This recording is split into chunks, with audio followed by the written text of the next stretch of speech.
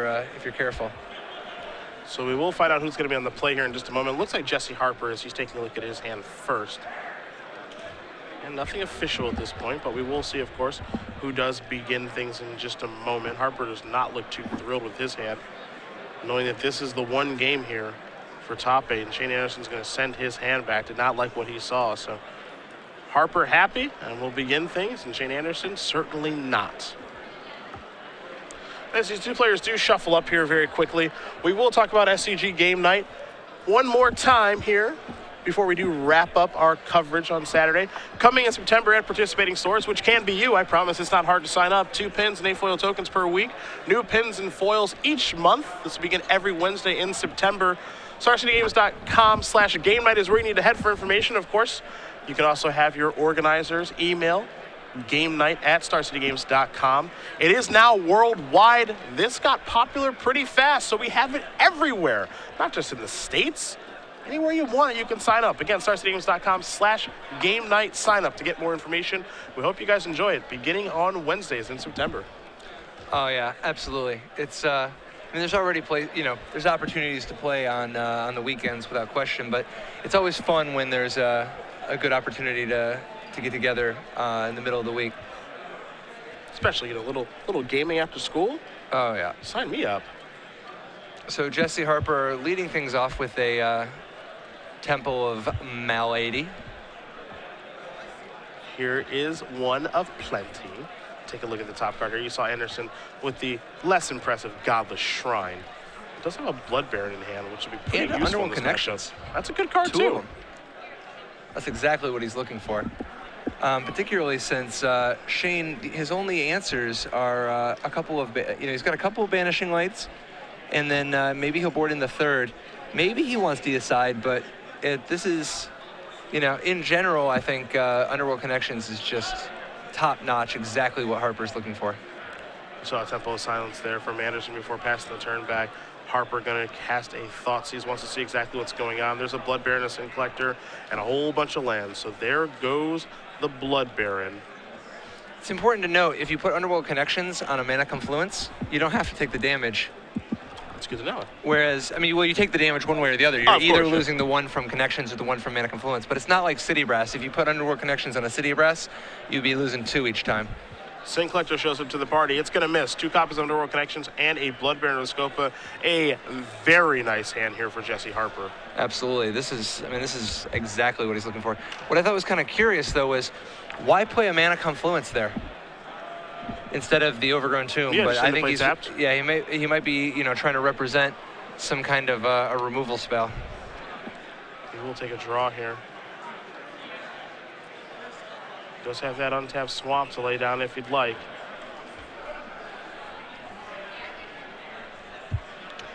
Yeah, Harper definitely looking to start connecting with the Underworld. Also has a Sylvan Caryatid here at the ready as well. Looks like he will be connecting with the Underworld. Going to put it on. He knows the technology. Yes, he does. Andersen's going to untap here with the Sin Collector out there. Again, he had all lands after that Sin Collector. We'll see if he's able to run her off some spells here that can make a difference. That's a Godless Shrine. This looks like a spell as he is tapping mana. Let's see what it's going to be. It's going to be a Banishing Light. So in response, an activation of Connections will net Harper a card, and then the Connections will be taken care of. In comes the Sin Collector for 2. Harper's going to go down to 15. And we'll see what Jesse has to do on his 5th turn. See if he is happy with the 5th land here for the Blood Baron. Shane, not a lot going on at the moment. All he does is sin, sin, sin, sin, sin. I'm looking through his deck here for Devour Flesh, and you are going to find... Uh-oh. Yeah, he seems to be a little short. Oh, no. None of the main deck. None of the sideboard. Yeah, he's completely reliant on those 4 Lifebane Zombies for his anti-Blood Baron technology. Now, Harper opted to drop a Sylvan Caryatid. Imagine trying to play around Devour Flesh a little bit, plays Blood Baron the next turn, and then he'll be okay. Also has the ability to cast a Bile Blight here as well, so slow playing the Blood Baron at this point. But no good attack here for Shane Andersen, so Advent of the Worm here, the draw for Jesse. But now he says, I'm going to tap 5 right now, and I'll take 1 to do it. And I am going to deploy a Blood Baron of Viscopa. Yeah, that's definitely a real strong play. Is Blood Baron good against the Black-White deck? If so, why? I'll have to let you know after, I think. Oh, boy. That's the answer. Yep. Elspeth is the Spoke answer. too soon. That's going to tick down. There goes your Blood Baron. Timely draw there for Shane Andersen. Elspeth only a 2 of, but showing up to the party and making a difference. Looks like Harper has a lot of reactive spells. There's 2 copies of Bile Blight.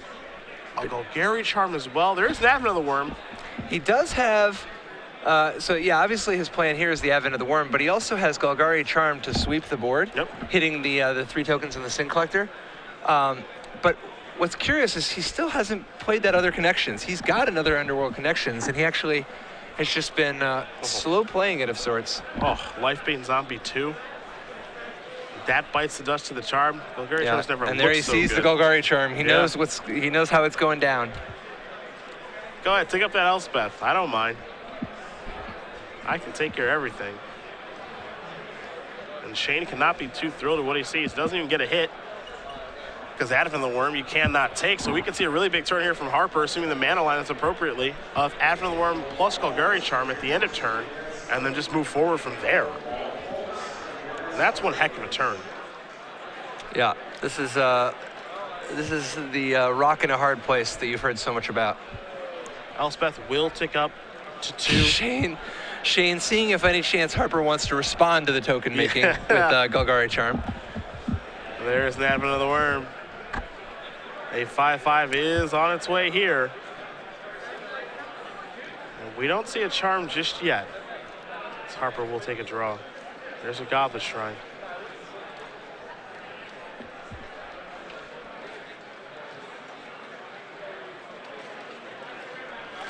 Looks like Harper is wanting to see if he can save, preserve his options, save that Golgari Charm for something even more threatening, like maybe an Underworld Connections, and instead just rely on Bile Blight to punch through this Advent of the Worm.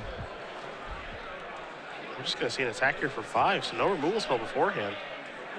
I assume he's attacking Elspeth, right? I would imagine that's the case. And it is Elspeth. Now, keep in mind, even if Shane blocked with Stone Cold everything, the 2 Bile Blights would hit the Lifebane Zombie and the 3 1/1 tokens, allowing the Advent of the Worm to kill everything, live, and still kill Elspeth. So this is a totally fine attack. And everything is going to block this. Now, of course, you can't just save all of your cards here. But yeah, I would want to cast a spell. And there is Bile Blight. That's going to take care of those. So he does need to use his other Bile Blight, or he'll lose the worm. This is no situation I'd be interested in losing this worm. So, wow, he's going to lose the worm. He would rather have the Bile Blight and the Golgari Charm instead of... I guess he'd rather have the Golgari Charm than an Advent of the Worm and a Bile Blight, and he would rather have the Bile Blight than the Advent of the Worm. And now here is Underworld Connections. I'm just going to pass the turn back.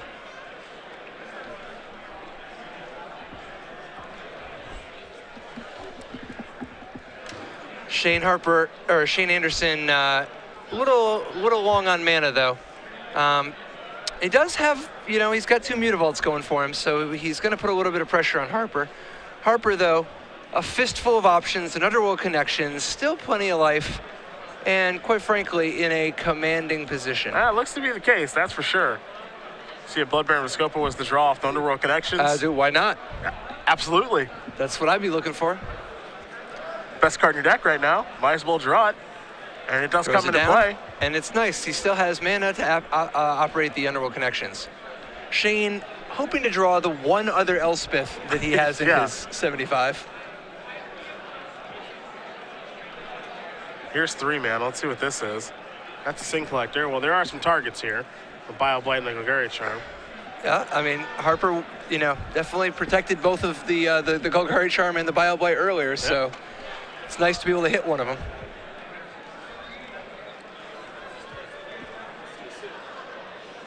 You probably just take the Golgari Charm, right? I'd take the more flexible card. Which is I mean, charm. the tough thing, though, is the Bile Blight basically single-handedly stops all the Mutavault counterplay that he's got going. The tough thing, though, is that Blood Baron, I mean, the Blood Baron's going to attack, and I don't know. See, I think if you get rid of either way, you know, whichever he keeps out of Golgari Charm and Bile Blight, either one is going to protect his Blood Baron. Yeah, so he's going to be safe no matter what. Yeah, because, you know, Golgari Charm obviously can regenerate the Blood Baron if it fights the 2 Mutavaults. The Bile Blight can just kill both. Pack Rat the draw here. Absolutely. That'll close things out pretty quickly, you have to imagine, as here's an attack for 4. No good blocks here for Shane Andersen, so he's going to take 4. He's going to go down to 16. Harper's going to go up to 15. The key, I think, really is, and it looks like he also drew another Bile Blight off the Underworld connection, so he has literally everything and the kitchen sink. So really, I guess, if he's going to try to make a comeback, I guess it starts with Elspeth, but it might already be too late. Yeah, here's a Thoughtseize. That's going to take the Bile Blight. So this does mean that Harper is without an immediate answer to Mutavault, meaning that at least Shane has the plan of 2 Mutavaults blocking the Blood Baron and slowing the bleeding, and hopefully in the next turn coming up with an answer to Pack Rat, which hopefully doesn't grow too big to kill with Bile Blight. We're open for a lot of things here. Yeah, particularly since he doesn't have any Bile Blights in his main deck. He's got 2 in his sideboard, so he's at least drawing live, but it's definitely hoping for a lot. Abrupt Decay, the draw there. You see an Advent of the Worm as well. Noteworthy, Abrupt Decay does not actually hit Mutavault. This is true. Just going to pass the turn back, Will Harper. Looking to pick a better spot with these creatures. Maybe make some more rats here, as Andersen does draw a card. Time for, looks like another discard spell. It's another copy of Thoughtseize. Advent of the Worm will be cast in response to that. What exactly information is that? So we will show a copy of Abrupt Decay, which will get discarded. Andersen will lose 2 life, and then those 2 lands will be the last cards remaining here.